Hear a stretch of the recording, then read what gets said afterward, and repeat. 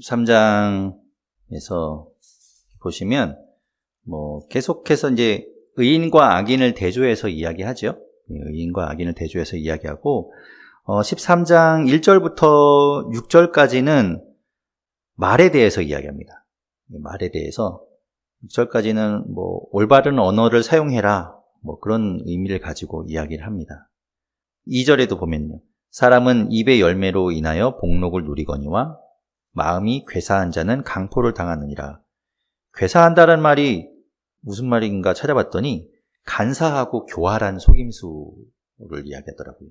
그러니까 마음이 그렇게 남을 해치기 위해서 간사하고 속임수를 쓰는 사람은 오히려 자기가 당한다라는 이야기겠죠.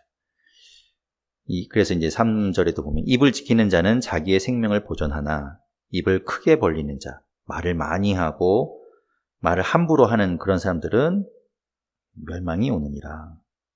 그래서 말에 대해서 이야기하고 있습니다.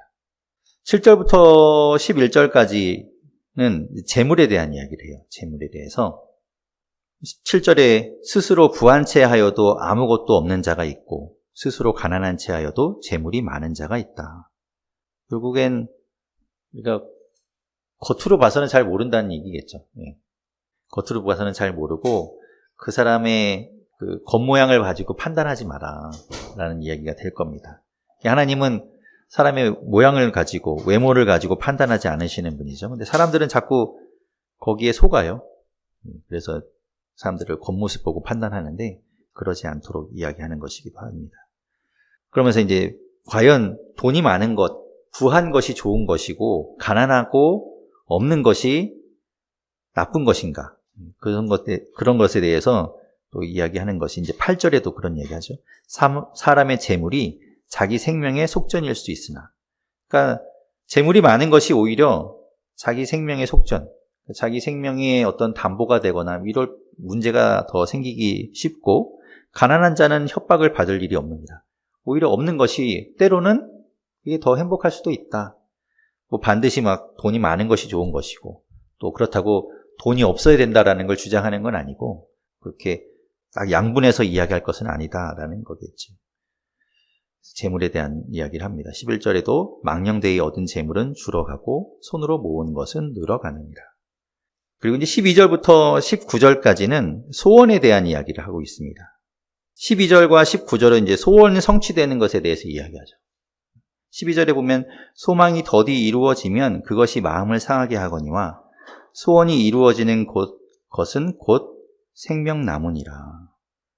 그렇죠? 우리가 어떤 바라는 것, 소망이 더디 이루어지는 것 때문에 우리의 마음이 상하고 근심하게 되는데 소원이 이루어지는 것이 생명나무다라는 이야기를 하고 있는데 이 잠언에 지혜의 말씀들이 있는데요. 이렇게 보다 보면 어떤 현상에 대해서 이야기하는 부분들이 있습니다. 이렇게 보면 이게 뭐지? 이게 무슨 지혜지? 이렇게 생각되는 부분들이 있어요.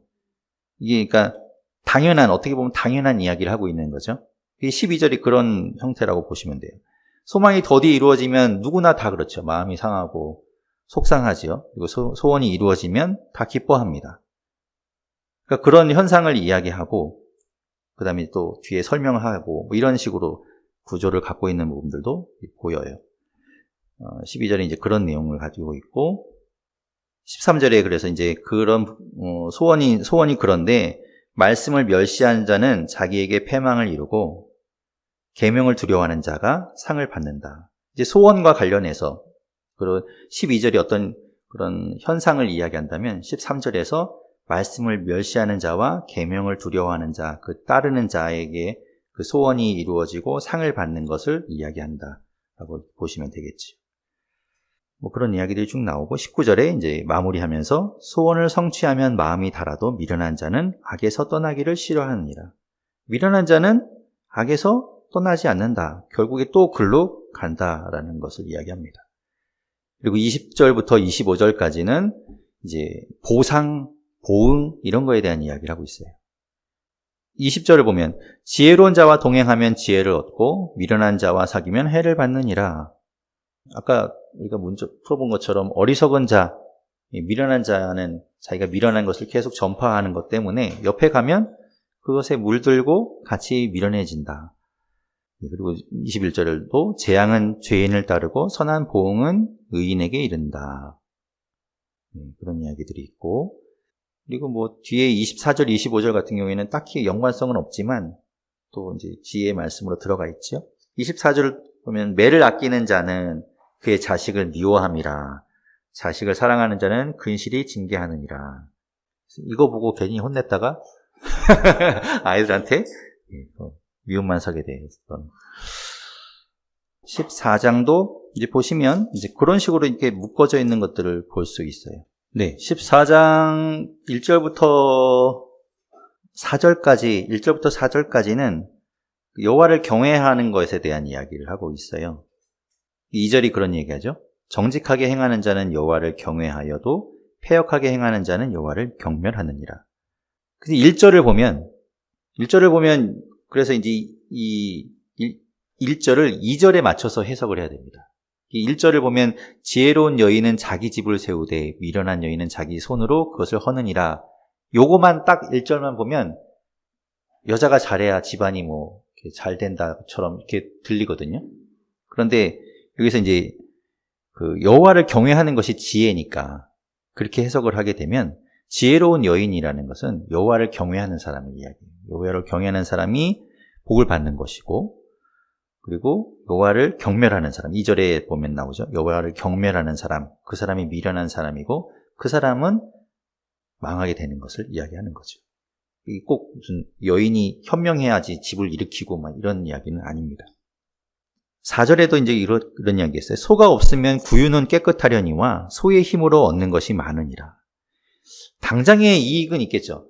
당장에 눈에 보이는 이익은 있을지 모르지만 그것이 훗날 더 큰 유익을 주는데 그것을 못 보는 그런 미련함에 대해서 이야기하는 거겠지.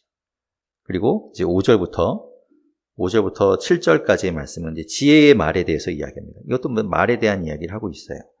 신실한 증인은 거짓말을 아니하여도 거짓 증인은 거짓말을 뱉느니라. 그리고 6절에 보면 거만한 자는 지혜를 구하여도 얻지 못한다라고 되어 있거든요. 그러니까 지혜라는 것이 누구나 구하면 얻을 수 있을 것 같지요.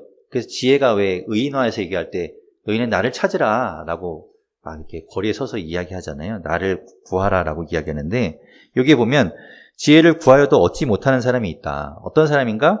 거만한 사람이라는 거예요. 교만한 사람. 그러니까 여호와를 경외하는 것이 지혜인데 교만하거나 거만한 사람은 여호와 경외를 안 한다는 거죠. 그런 사람들은 지혜를 얻지 못한다는 겁니다. 누구나 지혜를 구하지만 누구나 얻는 것은 아니다. 그래서 명철한 자, 하나님 앞에 엎드리고 또 악에서 떠나고 그런 자가 지혜를 얻기 쉽다라는 이야기죠. 그리고 8절부터 15절까지는 그냥 대조해서 이야기합니다. 지혜로운 자 이렇고 어리석은 자, 미련한 자는 이렇다. 그런 이야기를 하고 있습니다. 12절도 우리가 많이 본 말씀이죠. 어떤 길은 사람이 보기에 바르나 필경 사망의 길이니라. 이거는 뒤에 이제 16장 25절에 똑같이 나옵니다. 그 16장 25절에도 같은 말씀이 나와요. 아까 본 것처럼 어리석은 자, 지금 이제 지혜로운 자와 어리석은 자를 이야기하는데 어리석은 자가 보기에 좋아 보여도 그 길은 사망의 길로 간다라는 것이죠. 그리고 16절부터는 이제 악을 떠나라는 이야기를 합니다. 악한 자와 함께 하지 말아라. 악에서 돌이켜라라는 이야기를 하고 있어요. 18절에 보면 어리석은 자는 어리석음으로 기업을 삼아도 슬기로운 자는 지식으로 면류관을 삼느니라. 그리고 20절에 보면 가난한 자는 이웃에게도 미움을 받게 되나 부유한 자는 친구가 많으니라. 이거 보면 이상하잖아요. 그죠? 가난한 게 나쁜 것이고 부유한 게 좋은 것처럼 보이는데 이게 아까 말씀드린 것처럼 이게 이제 현상이라는 거예요. 이 사회에서 나타나는 현상이 이렇다. 가난한 자는 이웃에게도 미움을 받게 되고 멸시당하고 이렇게 뭐 주목받지 못하지만 부유한 사람들에게 사람들이 모이고 친구가 이렇게 많이 있지만 그 뒤에 이제 이어지는 이야기가 이제 그런 것들을 보충해서 설명합니다. 이웃을 업신여기는 자, 가난한 자라고 업신여기는 자는 죄를 범하는 것이다. 빈곤한 자를 불쌍히 여기는 자가 복이 있는 것이다 라는 이야기죠.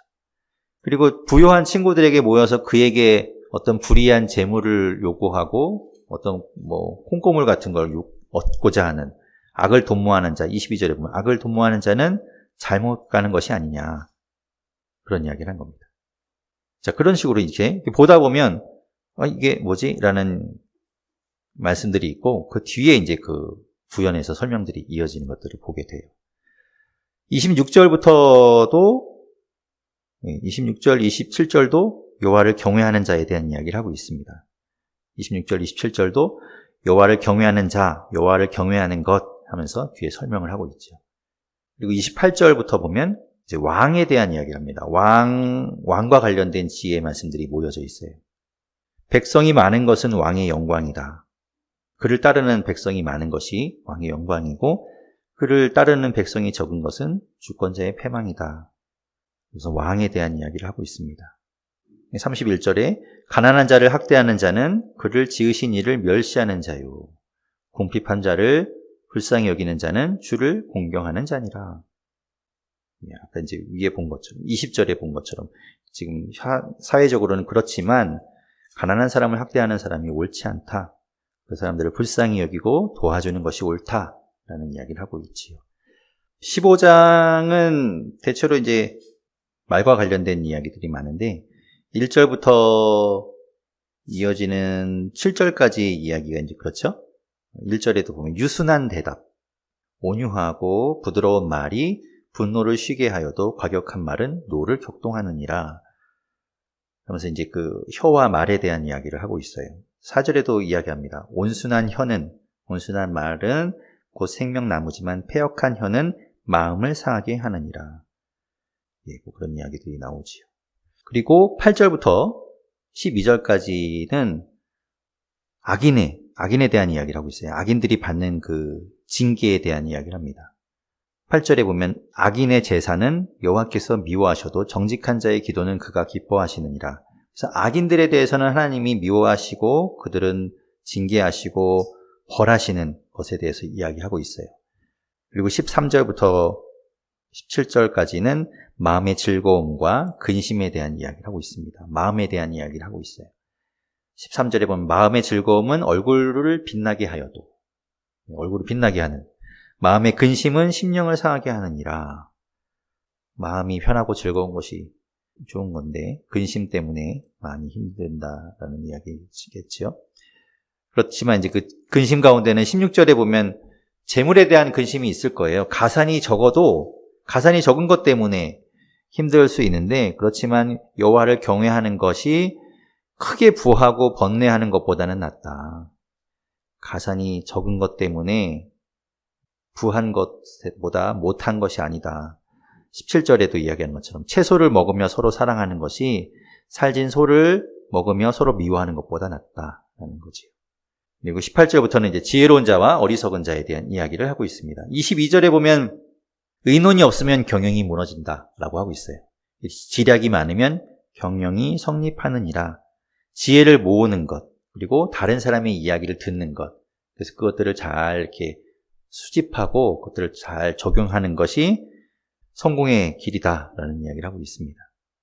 그리고 25절부터는 또 이제 여호와 경외하는 것에 대한 이야기를 하고 있습니다. 33절에 보면 여호와를 경외하는 것은 지혜의 훈계라. 겸손한 것. 그래서 겸손이라는 것은 물론 사람 사이에서도 자랑하거나 교만한 것 이야기도 되지만 하나님 앞에서의 겸손이 존귀의 길잡이다. 하나님 앞에 낮추는 자를 높이시죠. 그 얘기를 하는 겁니다. 하나님이 존귀하게 사용하신다. 16장에는 1절부터 나오는 이야기가 하나님의 여호와의 주권에 대한 이야기를 하고 있습니다. 그죠? 그래서 사람이 뭘 계획하더라도 그걸 이루시는 분은 하나님이다 라는 이야기를 하고 있어요. 1절이 그렇죠. 마음의 경영은 사람에게 있어도 말의 응답은 그것이 이루어지는 건 여호와께로부터 나온다. 이게 다 여호와라는 말이 다 들어가 있습니다. 8절 빼고는. 2절도 보면 사람의 행위가 자기 보기에는 모두 깨끗하여도 여호와는 심령을 감찰하시느니라. 그렇기 때문에 너의 행사를 여호와께 맡기라. 그리하면 내가 경영하는 것이 이루어지리라. 그런 이야기들이 이제 나오는 것이죠. 하나님께 달려있다라는 이야기를 합니다. 그래서 하이라이트는 9절이죠. 사람이 마음으로 자기의 길을 계획할지라도 그의 걸음을 인도하시는 이는 여호와시니라. 그리고 10절부터는 이제 왕에 대한 이야기를 또 하고 있습니다. 왕이 어떠해야 되는지에 대한 왕에게 지혜의 말씀들을 이야기하고 있습니다. 15절에 보면 이런 이야기가 있는데, 왕의 희색은 생명을 뜻하나니 그의 은택이 늦은 비를 내리는 구름과 같으니라 라고 하고 있거든요. 늦은 비가 뭐냐면, 이른 비와 늦은 비에 대한 이야기가 이제 성경에 많이 나옵니다. 비유적으로 많이 나와요. 이른 비와 늦은 비. 이른 비는 이제 우리나라를 생각하면, 그래야 이제 이해가 되니까, 우리나라 생각하면 봄에 내리는 비. 그게 이른 비입니다. 그래야 농사를 지을 수 있겠죠. 안 그러면 너무 막 메마른 땅이 되니까. 그래서 이른 비가 내려야 농사를 시작할 수 있습니다. 그리고 늦은 비라는 거는 이제 나중에 추수 때가 가까웠을 때, 이제 이 열매가 결실을 맺어야 할 때, 그때 내리는 비죠. 그래서 이른 비와 늦은 비가 없으면 이 이스라엘 땅에서는 농사를 지을 수가 없습니다. 척박한 땅이기 때문에. 그래서 그게 있어야만 되고, 그것이 누구에게로부터 오는가? 하나님께로부터 오죠. 그래서 이스라엘 백성들이 이제 비유적으로 얘기하는 것이, 이른 비와 늦은 비 그러면 하나님이 내려주시는 은혜, 뭐 이런 걸 상징하는 거예요. 하나님이 도와주셔야만 살 수 있는 것을 이야기하는 거죠. 16절부터는 이제 지혜와 어리석음에 대한 것, 뭐 계속해서 이야기하는 거지만 지혜로운 자와 어리석은 자에 대한 것들을 이제 비교해서 이야기하고 있습니다. 18절 같은 경우도 보면, 교만은, 하나님이 참 싫어하시는 교만은 패망의 선봉이고, 자기 뜻을 굽히지 않는 것, 하나님 앞에서도 자기의 뜻을 굽히지 않는 그런 것은 패망의 선봉이고, 거만한 마음은 넘어짐의 앞잡이니라 라고 말씀하고 있어요. 그리고 이제 20절부터 24절까지는 선한 자, 하나님 앞에 그렇게 선한 자, 하나님을 의지하는 자가 받게 되는 유익에 대해서 이야기합니다. 20절에 그래서 말씀에 주의하는 자, 그가 좋은 것을 얻게 되고 여호와를 의지하는 자는 복을 얻게 된다라는 거죠. 그 이제 뒤에 이어지는 말씀이 다 그런 겁니다. 하나님을 의지하고 지혜를 구하고 말씀을 따르는 자가 받게 되는 유익을 이야기합니다. 그런데 이제 반대로 25절부터는 30절까지 악한 자가 받게 되는 벌에 대해서 이야기해요. 그리고 31절부터 이어지는 17장 6절까지, 거기가 이제 뭐 굳이 보자면 하나로 보기가 쉽습니다. 왜냐하면 이제 아까 수미상관법에 의해서 31절에 백발은 영화의 면류관이다 라면서 노인에 대한 이야기를 하고 있거든요. 그리고 17장 6절에 보면 노인에 대해 이야기해요. 손자는 노인의 면류관이요 아비는 자식의 영환이라 라고 이야기를 하면서 그 안에 이야기를 담고 있어서 굳이 보자면 이제 그렇게 볼 수 있죠.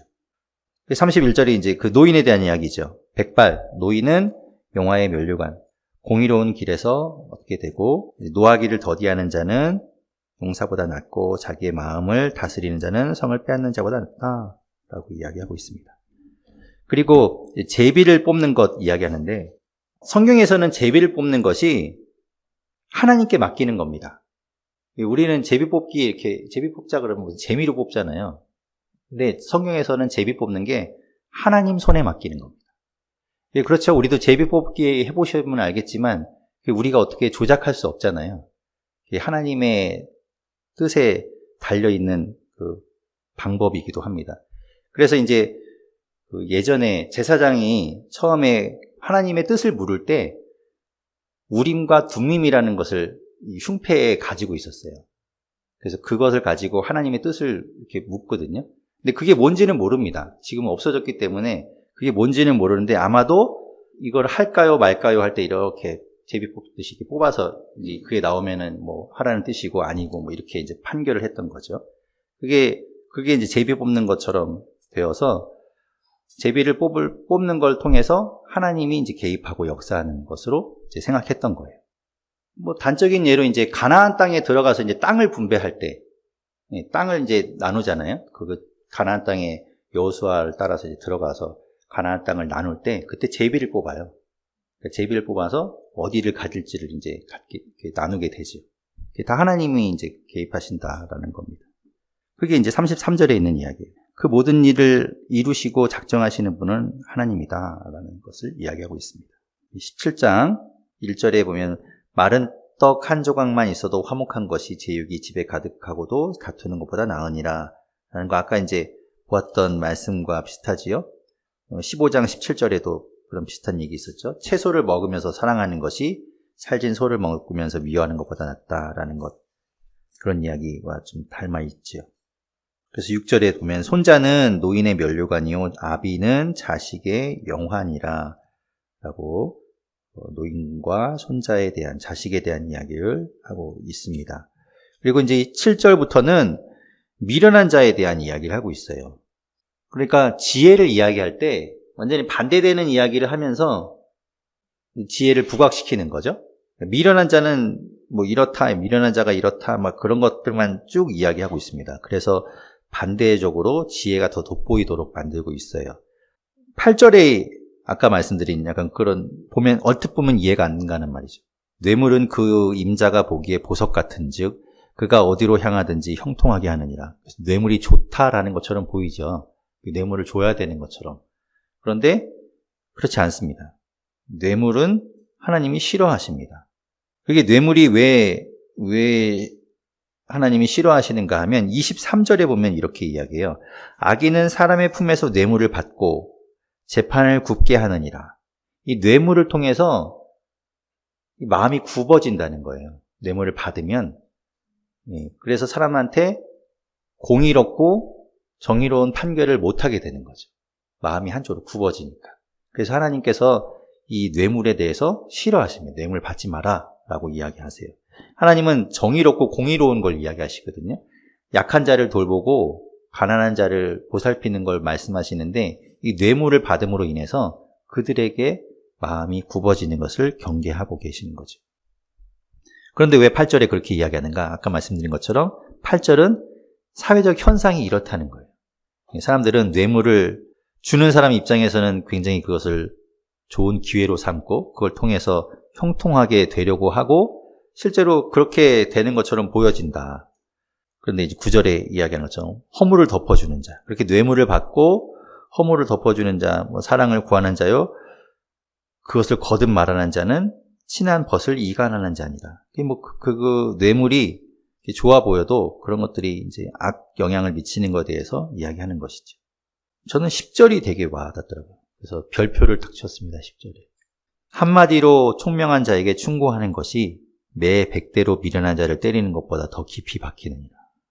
그런 이야기들이 나오고 22절이 보면 마음의 즐거움은 양약이라도 심령의 근심은 뼈를 마르게 하느니라 라고 말씀하고 있죠.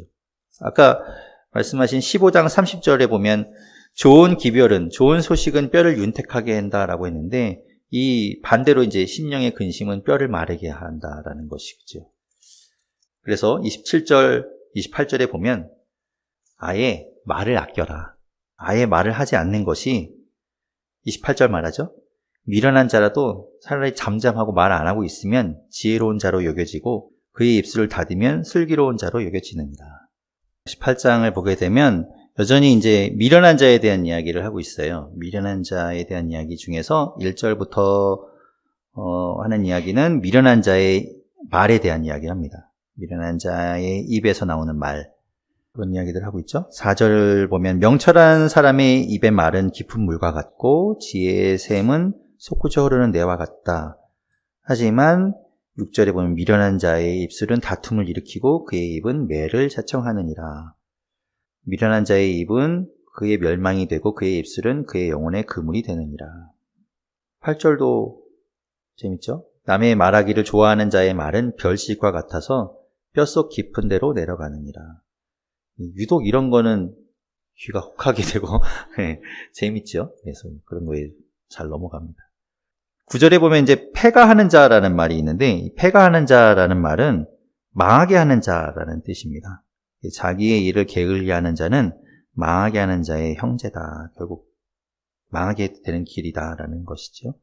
12절에 보면 사람의 마음에 교만은 멸망의 선봉이요 겸손은 존귀의 길잡이이니라. 여기서 봤죠? 아까 15장 33절에 보면 겸손은 존귀의 길잡이이니라 라고 되어 있고 16장의 18절에 보면 교만은 패망의 선봉이라고 되어 있는데 이게 합쳐진 거예요.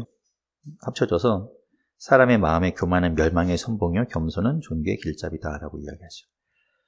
그리고 이제 13절부터는 이제 갈등과 다툼을 일으키는 것에 대해서 이야기합니다.